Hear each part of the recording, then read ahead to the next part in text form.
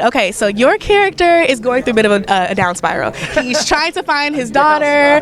He's trying to live this bad boy life on top of. I think he's trying to live a bad boy life. You don't think so? I think the man just wants his daughter back.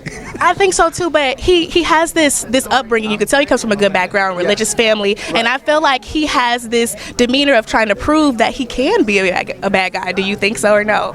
I think that he's trying to prove that he can handle his business. You know, if nobody else is going to stand with him and nobody else is going to support him doing that, he's going to do it himself. Okay. You know, so it doesn't matter who's going to, get in his way. He's going to find his daughter, and if his mother wants to not allow the police for him, that's fine. If his girlfriend wants to be at the pharmacy, not looking for his daughter with her, and be talking to Kareem, all right, cool, you can get it too. So really, I don't think he's trying to be a bad boy. I think he's really just going about his business, and maybe it's not the most productive way to do it, but at the same time, nothing he's trying to prove. It's just that something he's trying to acquire for himself, because he really needs his daughter. That's like I'm not gonna say that. Okay, you're not gonna give us more.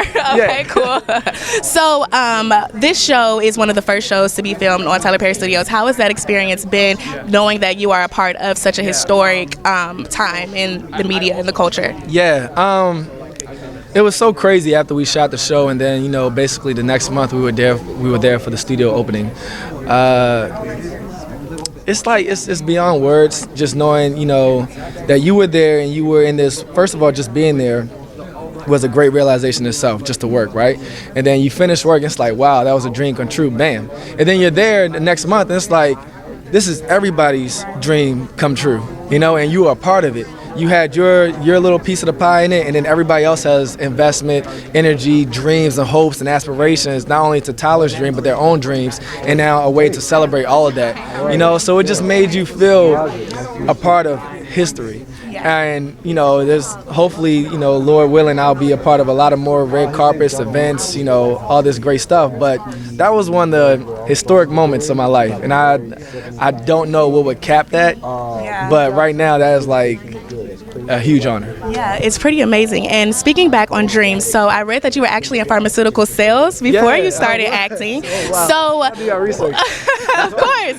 So why acting? What made you pursue this career and take that leap, moving to Atlanta, then LA? Yeah. So I was in pharmaceutical sales for like 2.5 years, and then while I was working there, I got very bored. I started going through the motions and just wasn't very happy with life at the time. I was just collecting a check. So I started to look at the passions in my life, the things that really make me happy. I had a great imagination. I love going to the movies, and I just like putting myself in different situations as a person. So I was like, well, let me see, what acting is like. And then it was one of the things that I really gravitated towards and stuck on to. So that's what made me change my mindset, my thinking of how my life could be, and just take that move. Yeah, so what advice would you give someone who does want to take that leap of faith after having maybe a regular 9-to-5 job? Yeah. What I would say to that person is to give yourself a chance, to take a leap, put yourself out there, see what happens if you do, because you can always go back to work. You can always go back to that stability. You can always go back to that position that you have. You have that experience now. Nobody's going to take it from you. But you have the rest of your life to work. You don't have the rest of your life to be happy. So if you never give yourself a chance, you'll never know. So give yourself a chance. Well, thank you so much. It was so nice talking with you, and I'm excited to see what's to come with Barry. Yeah, me too. See you later. Have a good one. Thank you.